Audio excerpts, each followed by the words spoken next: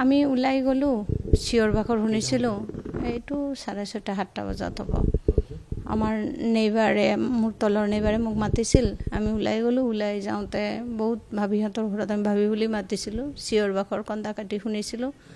শুনি পেলাই গ'লো আমি বহুত মাতিছিলোঁ ভাবিছিলোঁ আমি দাদাৰো ভাবি আছে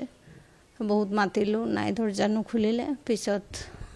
বহুত দেৰি পিছত ছোৱালীজনী পিছফালে দি মাতিছে যেতিয়া তাই ওলাই আহিছে তাই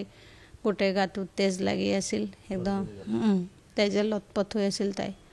তাৰপিছতে তাই ক'লে যে মই মোৰ মাক মাৰি পেলাইছোঁ সেইটোৱে কৈছে আমাক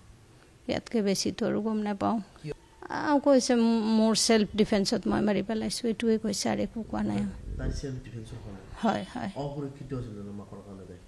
সেইটো গম নাপাওঁ তাই কৈছে সেইটোৱে হয়তো বাবা মায়ে গালি পাৰিছিলে এনেকুৱা কিবা হ'ব পাৰে কিন্তু আমি দাদা বা ভাবিক মই এইটো ফ্লেটত 10 বছৰ ধৰি থাকোঁ কোনোদিন তেওঁক বেয়া একো মই দেখা নাই তেওঁলোক বহুত ভাল মানুহ ভাবিতো ঢুকাই গ'ল কিন্তু দাদা ভাবি দুইজনে বহুত ভাল ভাবি বহুত জেণ্টেল একদম শান্ত স্বভাৱৰ মানুহ খুব ভাল আছিল তেওঁ ছোৱালীটো উঠিওৱা ছোৱালী যিটো হয় আৰু এনেতো তাই টেনিছ খেলিছিল ভাল ছোৱালী এনেকুৱা গম নাপাওঁ দে মোৰতো নিজৰে বাচ্চা আছে এনেকুৱা গম নাপাওঁ গম পাইছে আমি নিজে মানে দুখিত মানে আপছেট হৈ আছোঁ এতিয়ালৈ পানীও খোৱা নাই মানে মোৰ নিজৰ ঘৰৰে কিবা হোৱাৰ দৰে